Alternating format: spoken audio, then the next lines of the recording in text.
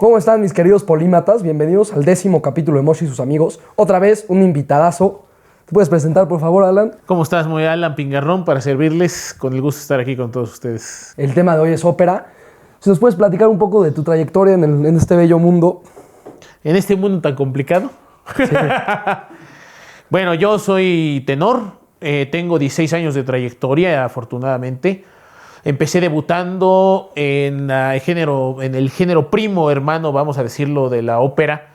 A mí no me gusta decirle género chico, porque no tiene nada de chico. Simple y sencillamente es distinto. La zarzuela. Tuve la oportunidad de debutar con una persona que ha estado muy cercana a Plácido Domingo, que es mi padrino, el maestro Polo Falcón. Me invita a hacer el papel del saboyano de una zarzuela llamada Luisa Fernanda. Y a partir de ahí, pues empiezo a moverme con él. Estuve en el Centro Nacional de las Artes, aquí en la Ciudad de México. De ahí asisto a la segunda y tercera edición del concurso de ópera San Miguel, un concurso que estuvo muy, muy en boga en aquellos años y del cual pues surgimos varios de mis compañeros y yo. Y el 22 dice, vamos a hacer algo así. Nos invitan, tenemos oportunidad de conocer pues a grandes figuras de la ópera, como fue Rolando Villazón, o como lo es, sigue siendo Rolando Villazón, Fernando de la Mora, figuras que llegaron a trabajar con Luciano Pavarotti, como lo es la maestra Joan Dorman, Denise Massé, que ella también trabajó en Canadá con otras figuras de la ópera. De ella sí no estoy seguro si trabajó con Luciano, pero en el caso de Joan, ella sí llegó a trabajar con Luciano, con Joan Sutherland, me parece que con Mirella Freni. Entonces con ella llegamos a trabajar, llegamos a aprender lo que es la actividad del vocal coach, ¿no? Es decir, cómo nos entrenan el repertorio. Y ya de ahí... Alan, si te puedo hacer un paréntesis. Sí, dígame. ¿Cómo se entrena la voz? ¿Y cómo se cuida la voz? Eso es algo que nos interesa. Parecido a un gimnasio. Ok. Parecido a un gimnasio. Al final, las cuerdas vocales son dos músculos, o dos membranas, que aunque son pequeñas, no son visibles, pero se entrenan usando mucho el músculo costodiafragmático. ¿A qué me refiero con esto? Que las costillas, todo lo que es la zona de las vértebras lumbares, el abdomen y las costillas, la cintura, es lo que trabajamos para poder tener un buen soporte muscular y administrar el aire desde la zona del vientre o desde la zona del pubis y del coxis, hablando anatómicamente, hasta la cabeza, que es en donde realmente el sonido vibra. Porque no se canta con la garganta. Un error que a veces se comete es pensar que la garganta es el medio para que la voz se emita. En realidad, la garganta es solo uno de los músculos que se trabajan de todo lo que es el aparato fonoarticulatorio. Pero el origen del trabajo de la voz es desde el diafragma, es desde el vientre, pasando pues, por el pecho y en la parte trasera de nuestro cuerpo, pasando por toda la espina dorsal, ¿no? Es decir, vértebras lumbares, vértebras cervicales y llegando hasta los resonadores que están en el paladar, en los senos paranasales, ¿no? En la frente, que es donde realmente se emite un sonido, principalmente para hacer más teatral esta presentación, ¿no? Es decir, para evocar un poco lo que fue la ópera en la época barroca, en donde no existía lo que pues hoy por hoy tenemos en otros recintos, como son los micrófonos, por ejemplo, ¿no? Ok. Muchas gracias por la aclaración. Sí, no hay de qué. Y a ver, si te parece, comenzamos con la primera dinámica, ya te platiqué. Diga. 5 sí, canciones. Venga. 3 piezas aquí son de ópera. Sí, señor. 2 son de música clásica. Ok. Comenzamos con la primera. También súper conocida y yo creo que es de las más famosas en el mundo de la ópera. A ver, vamos a ver.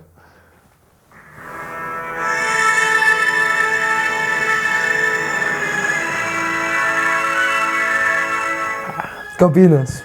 O Sole Mio. O Sole Mio de Di Capua, esta es versión de Luciano Pavarotti. Una canción emblemática incluso para los italianos. Luciano Pavarotti empezó a decir mucho, sobre todo en sus presentaciones de 1998, que O Sole Mio se había vuelto casi un segundo himno italiano, y pues indudablemente que es una canción que sobre todo Luciano le dio mucho impulso, y bueno, después se dio ya a conocer con los 3 tenores, ¿no? En estos conciertos que hicieron para los mundiales 1990, 94, 98, 2002 y otras cosas que llegaron a hacer en otros años, ¿no? en otras actividades. La verdad es una de mis favoritas. Cómo no, Me es gusta mucho. maravilloso. Muy bonita, Sole mío, muy, sí, muy no. bonita. Sí, señor. Ahora, yo creo que esta es mi favorita y me la inculcaron mucho mi papá y mi abuelo.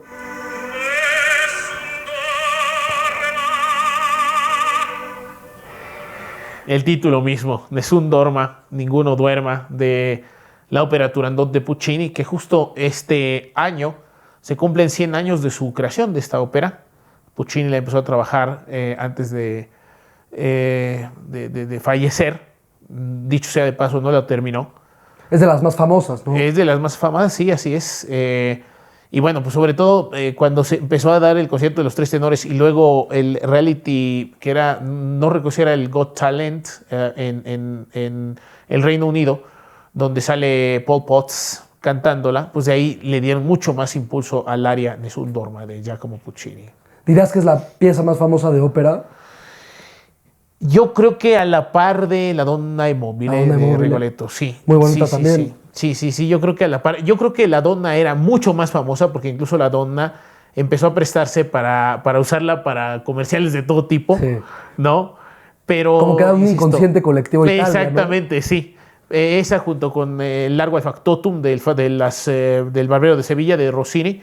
Y pues ahora Nessun Dorma se une a esta lista de top, vamos a decir, de top de famosas, áreas famosas de ópera, ¿no? Ahora vamos con Bocelli.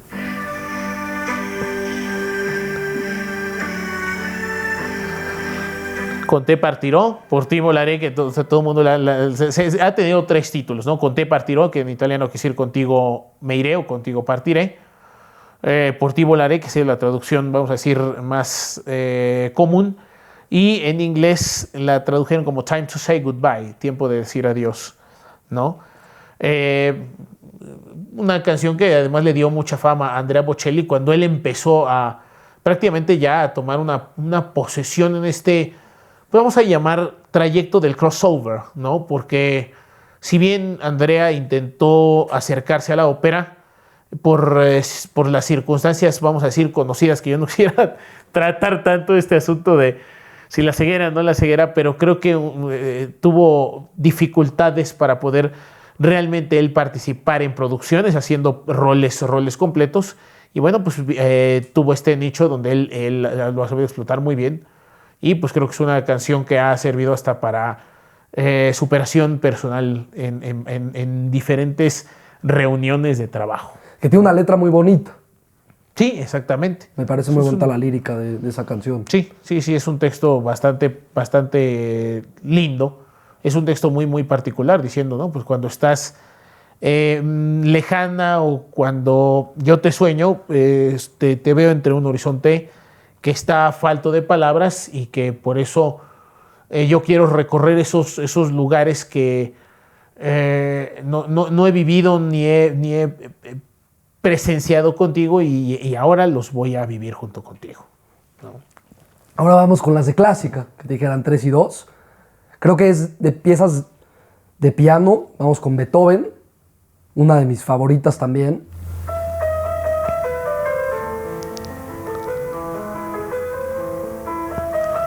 Para Elisa. Für Elise, ¿no? Sí, exactamente.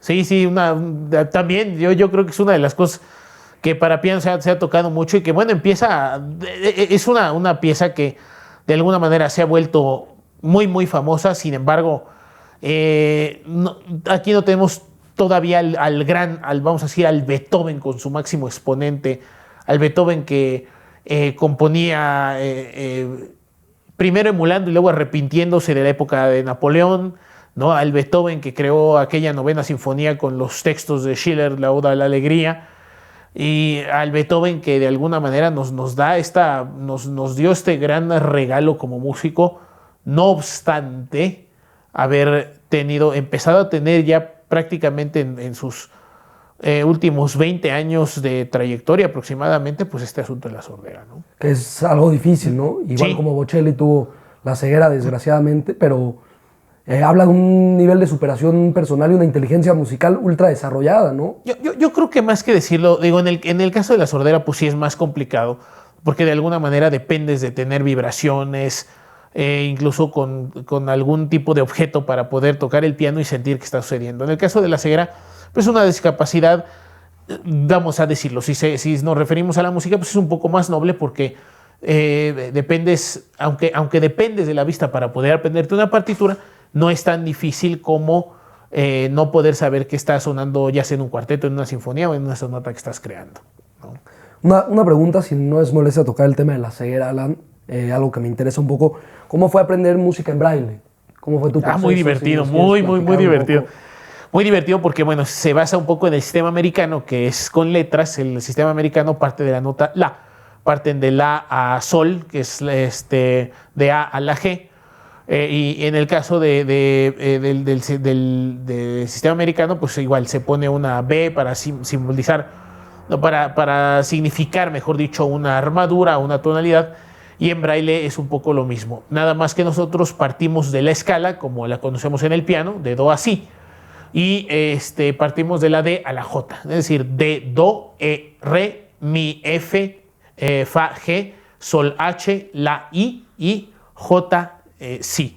Así es como nosotros simbolizamos. Esto es muy divertido porque de alguna manera, pues sí, de repente es la curiosidad de saber cómo es el pentagrama. En braille no se tiene un pentagrama, pero se tienen los signos que simbolizan la música, que dicho sea de paso, esta notación Louis Braille la acabó de definir en el año de 1837, si la memoria no me falla. Ok, muy interesante dato también. Sí. Y la última pieza de la dinámica, que yo diría que es de mis favoritas, o puede ser que mi favorita. Últimamente la he escuchado repetidamente. Repetidamente, sí, vamos a ver. Dura 12 minutos. Y mi compositor favorito también. Nada, déjame, te la adelanto un poco a la...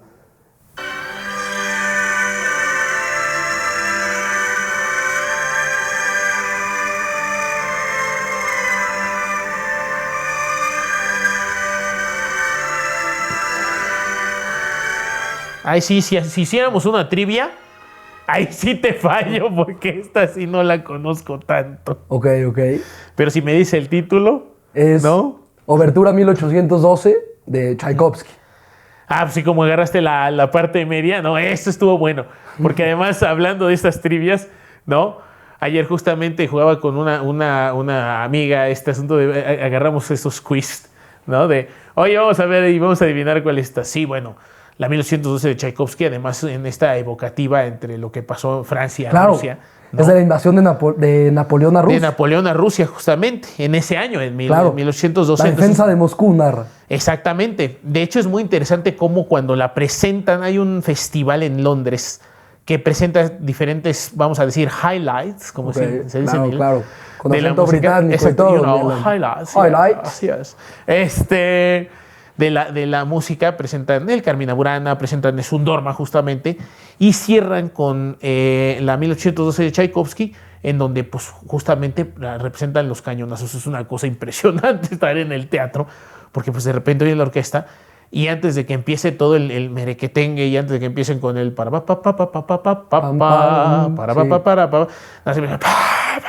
y sí, me dice, de hecho, la persona con la que fui a verlo, oye, dice, tápate los oídos porque ahora sí vamos a tener cañones de verdad, ¿eh? Y sí, es muy impresionante. Es una obra maravillosa. Muy bonita también, ¿no? Muy linda, sí, claro. Y podemos pasar a las preguntas que tenía preparadas, que ya te hice un par de ellas. Sí, señor, adelante, paréntesis, pero todavía tenemos varias. Entonces, claro, sí, por favor. La siguiente, ¿cómo es el nicho de la ópera en México? ¿Qué tan desarrollado está? ¿Cómo es moverse ahí? Si nos puedes platicar un poco. Vamos un poco en retroceso. Dime.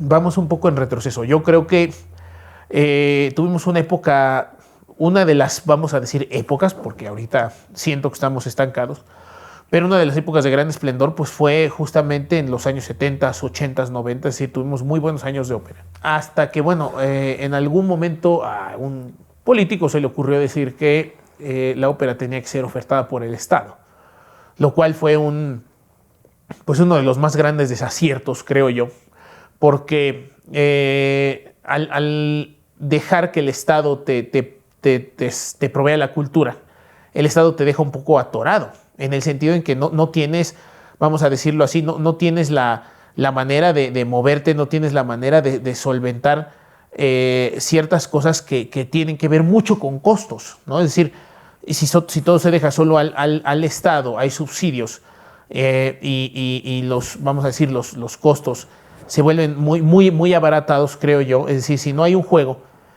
no se pueden,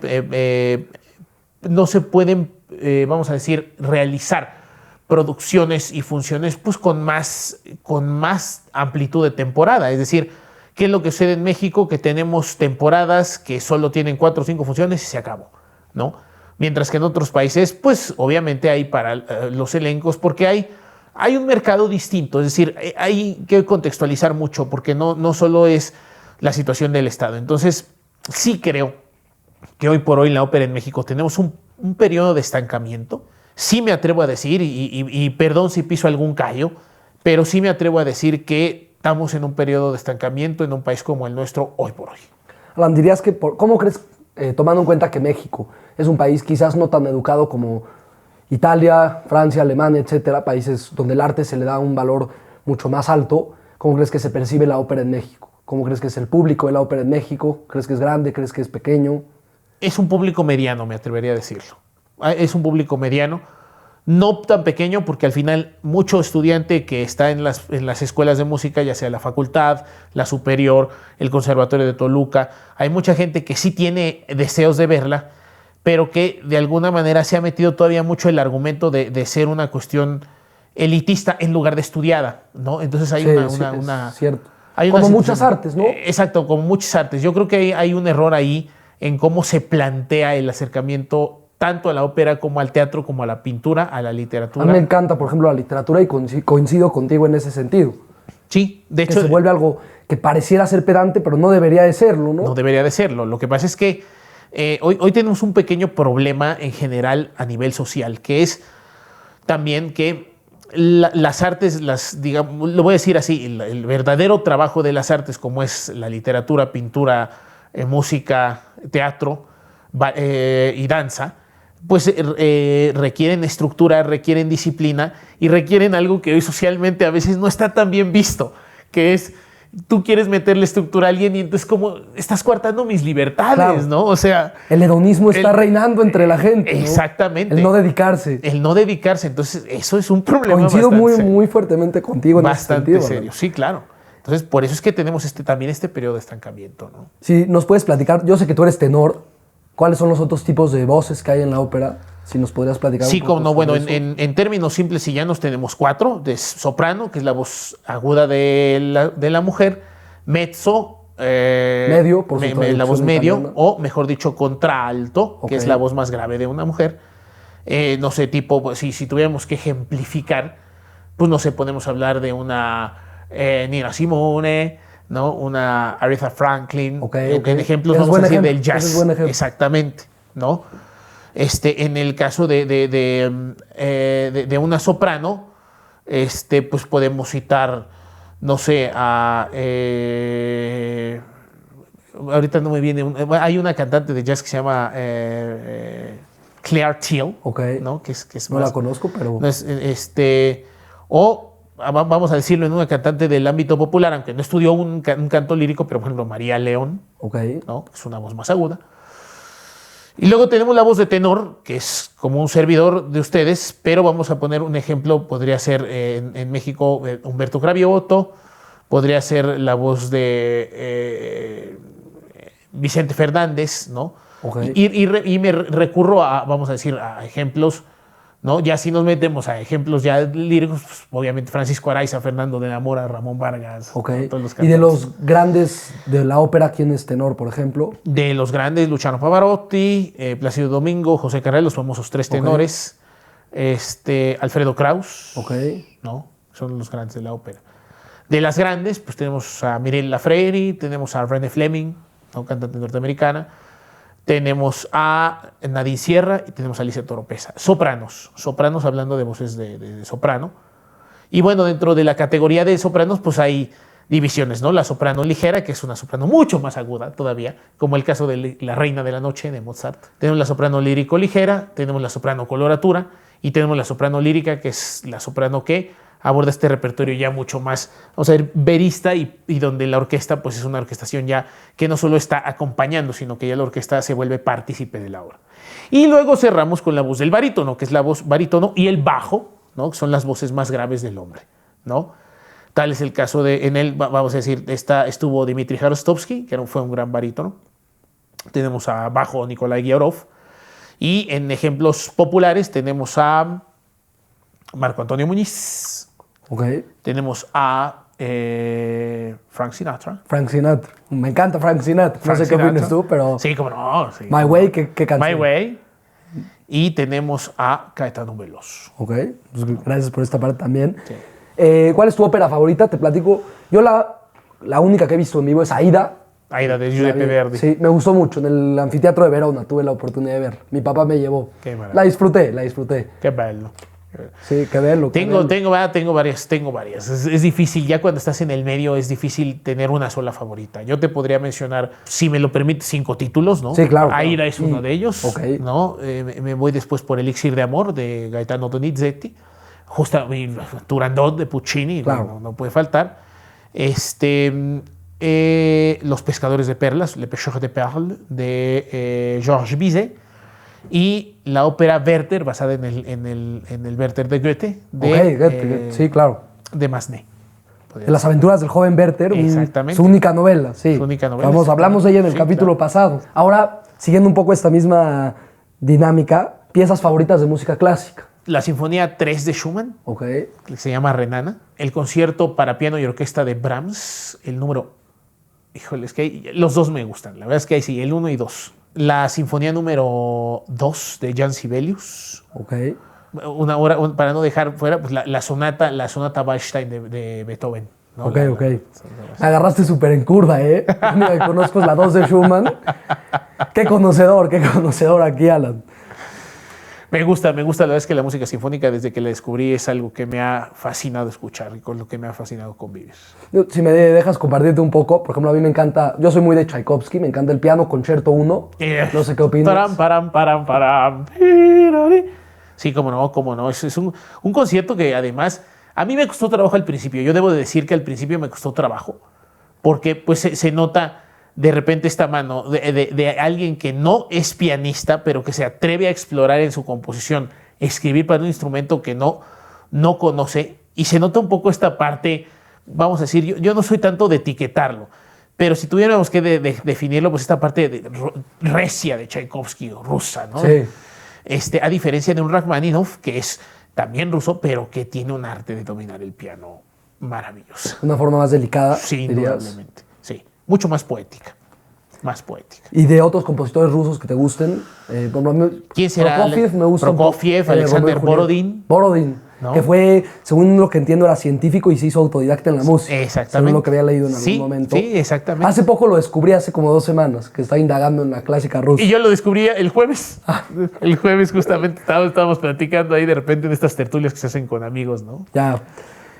Otra pregunta, como te dije, a mí me encanta, probablemente mi arte favorita es la literatura. Me gusta mucho escribir novelas, ensayos, etcétera, cuentos.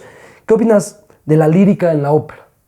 ¿Qué tan importante Indudablemente es un cimiento, es junto con la música el cimiento. Es decir, si no tuviéramos la literatura junto con la música, sería prácticamente imposible escribir una ópera, ¿no?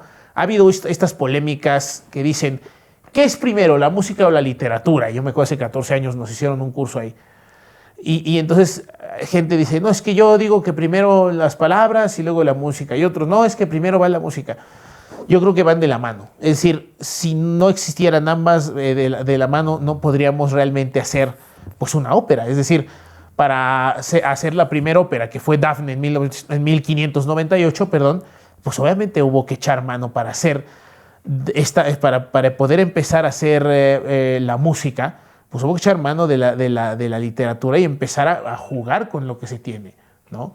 Entonces, yo creo que la literatura y la música van de la mano para poder crear este arte tan maravilloso como lo es la ópera, a la que después ya se van adhiriendo otras bellas artes como es el ballet, como es la pintura. El ballet muy bonito, por ejemplo, el Cascanueces, claro. te dije, me encanta Tchaikovsky, Sí, me cómo fascina, no, me fascina. fascinante. El Vals de las Flores, muy linda pieza. Sí, cómo no. Una pregunta más sobre música. Sobre los géneros, digamos, más populares. En particular te quería preguntar qué opinas de los corridos, pero antes de que me respondas... No me hagas eso. A mí no me gustan, a mí no cabe recalcar. No, dime tu opinión. Es que mi opinión va a ser muy sesgada porque a mí tampoco me gustan. O O sea, no me gustan porque yo pienso que de alguna manera es abaratar el arte musical. Es decir, yo pienso que justo por eso, si de por sí ya desde los 70s empezamos a tener un problema serio con el asunto del estudio de la música y que la gente cree que cantar es abrir la boquita y llegar a hacerle ¿no? O sea, ¿no? Ahora con los corridos tumbados tenemos un problema mayor porque la gente cree que nada más es llegar y hacer ¿no? O sea, dices, sí, está mal, ¿no? No, exacto. Y además, lo que sucede es, todo se reduce a ser compases, ahora sí que perdón por los términos técnicos que voy a emplear, pero compases ternarios, ¿no? En este caso de los corridos tumbados, porque es pam, pam, pam, pim, param, pum, pam, pam, pum, param, pum, pam, pam, o sea, puros 1, 2, 3, 1, 2, 3, ¿no? O sea, entonces es muy, dijéramos, es de repente un poco triste, más que molesto. Se vuelve triste que un género como el corrido tumbado se vuelva demasiado expansivo. Yo no digo que no tenga su nicho, ¿no? O sea, al final yo creo que en la música para algo hay gustos para todos, ¿no? O sea, pero indudablemente es un género que... Son géneros, ¿no? El reggaetón también. Son géneros que creo que se vuelven géneros para gustarle a los chavos, para jugar, para hacer, para bailar. Para la fiesta. Para la fiesta. Pero de alguna manera no pueden ser géneros que acompañen como si lo acompañó un género sinfónico, una música de cámara. Incluso todavía, si nos vamos a la época de los años 40, 50 del siglo pasado, pues toda la música que se hizo para el cine mexicano y actualmente la música incidental para las películas pues del cine norteamericano, ¿no? Es decir, los soundtracks son muy bonitos. Los soundtracks ¿no? son una cosa deliciosa. Uno que me encanta, C'era una volta in America. C'era una volta in America, bravo Morricone, una cosa... Ah, bellissimo l'italiano, io parlo l'italiano, tu parli. Sì, ma io parlo italiano, quindi sì. Qué bello, qué vende, qué vende. Sí, como no, a mí me gusta de él, por ejemplo, pues las dos, Misión y Cinema Paradiso, por ejemplo, ¿no? Cinema Paradiso también muy bonito. Sí, cómo no. Y también te voy a preguntar, mi género favorito es el rock. No sé qué opinas. Pink Floyd me encanta, The Beatles. Yo no, The Beatles, yo empecé con The Beatles. Ah, ok. ¿Cuál es tu canción favorita? Get Back. Get Back. Get Back. O Love Me Do. Love Me Do, ok. Me gusta mucho Michelle. ¿Cuál es? Hay otra que me gusta mucho. Closer. Let It Be, más bien. Let It Be. Something. Something. ¿No? Sí, creo cómo no. Y pues, a mí la que me gusta, pero por el ritmo y por lo que le ponen de efecto, Yellow Submarine. Yellow Submarine. ¿No? Muy emblemática. ¿Cómo no? Muy surrealista. Muy surrealista, exacto. ¿No? Bastante surrealista. Pero sí, igual una que me gusta bastante surrealista, I Am the Walrus. Esa yo no la ubico, para que veas. Esa sí no la ubico. Muy extraña. Cuando le preguntaban a John Lennon de qué se trataba, dijo que no sabía. Ok. Es una letra muy extraña. Muy incoherente. Esa tendré que buscarla yo para conocerla. Muy buena. Me parece que es Magical Mystery Tour de ese álbum. Para si quieres escuchar. Y sí, para buscarlo. Si quieres, para concluir, sí, dígame usted. ¿Qué le dirías a los polímatas, a mi audiencia, para iniciarse en el mundo de la música clásica y la ópera, para poder aprender más sobre ella y poder disfrutar más? Como es un poco difícil adquirir el gusto, ¿no? Entonces, es un poco difícil adquirir el gusto, pero hay que ser curiosos. Yo no quiero utilizar el cliché de todo es para todos. Yo creo que todo es para quien tenga la disposición de conocerlo. Yo pienso que si existe la curiosidad, pueden hacerlo. Es decir, si hay manera de empezar a leer, para empezar así en algún... Ahora que tenemos... para eso sí hay que usar el internet, claro, señores. Claro, no para andar viendo porquerías. No para andar viendo porquerías. O sea, para eso hay que usar el internet, para meterse a leer un poco de...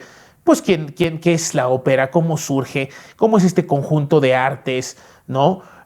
Quién eran por ejemplo, los cameratistas en el barroco, quién fue Claudio Monteverdi, o si no nos queremos meter en eso, pues a ver, para empezar a ver, Luciano Pavarotti, ¿quién era Luciano Pavarotti? ¿Qué hizo Luciano Pavarotti? ¿Qué cantó Luciano Pavarotti? ¿No? Meternos del Plácido Domingo, o sea, empezando por las figuras que han sido más famosas gracias a toda esta expansión que la televisión, los discos nos dieron, pero tener la curiosidad y oír, así como ahorita lo hicimos nosotros, oír extractos, y ya si ese extracto te gusta, entonces sí tener la curiosidad de, ¿a qué pertenece esa norma? ¿Cómo es Turandot? A ver, vamos a intentar oírla, a lo mejor oírla y verla, o por internet, alguna apuesta, vámonos por actos. No, si de repente les cansa, pues no se echen los 3 actos de un jalón, pero sí vámonos por actos. Escuchamos el primero, Ya que escuchamos el primero, descansamos, ¿no? O sea, así como se ve este asunto de los episodios de las series, que de repente te sientas, ves 2, 3, ¿no? Te paras, haces la cena y cualquier otra cosa. Con la ópera puedes hacer un poco lo mismo. Vete un acto, ¿no? Que son Te largas. levantas, En general, las exactamente. óperas, ¿no? Entonces, por eso lo recomendable es, así como se juega con los episodios de las series, un acto. Y de ahí ya empezamos a partir y ya sí te entretiene, entonces te vas con lo demás. Pero creo que la curiosidad es algo que hay que despertar. Hay que despertar mucho porque sí es cierto, la estructura que la música sinfónica y la ópera te dan, pues sí, es un poco opuesto a lo que estamos viendo actualmente, pero yo sí les diría a los polímatas, ¿no? Sí, a los polímatas. A los polímatas que se arriesguen un poco, hay que correr ese tipo de riesgo, así como a alguien le guste, de ustedes les puede gustar o el deporte, o incluso la misma literatura, o los coches, que yo soy un aficionado de los autos, por ejemplo, ¿no? Así, tener esa curiosidad de conocer la ópera a través ahorita de los cantantes, ¿no? Con Luciano Pavarotti, ¿no? Pero los cantantes que de alguna manera han hecho más ópera, como estos nombres, ¿no? Pavarotti, Freni, Domingo, Scotto. Giuseppe Di Stefano, ¿qué Giuseppe opinas? Di Me faltó Stefano. preguntarte, que me gusta. Firenze Soña se me hace una pieza muy bonita. Que sale en Goodfellas, también una película que me encanta. Firenze sta sull'arno d'argento si specchia il firmamento mentre un sospiro e un ¡Qué belleza Qué de bonita canción! canción. Sí, claro. Sí, qué sí. bueno, ¿no? Entonces Di Stefano fue, pues, por algo fue incluso una inspiración para Luciano Pavarotti, ¿no? Wow, eso no sabía. Sí, sí. Pues muchísimas gracias por ver este capítulo, mis queridos polímatas. Un gustazo, Alan. Muchas gracias Un por gustazo venir. y si me lo permites, queridísimo Moy, quisiera Sí. invitar a toda tu audiencia que el próximo 25 de octubre me acompañen en el Foro Lenin. Voy a estar cantando y tocando para todos ustedes un concierto que abarcará desde algunas áreas del periodo barroco, pasando por el clásico, romántico, un poco de verismo, pero en el verismo ya abordaré no solo áreas de ópera, sino también canciones de Stefano Donaudi, de Francesco Paolo Tosti, compositores que estuvieron cercanos a la época de Puccini. Sale, pues vayan a ver a Alan, vayan a disfrutar de la música. Pues muchas gracias y pues gracias por invitarme. Con Gracias muchísimo también a gusto. Emi. Capitulazo. Nos vemos a la siguiente. Gracias.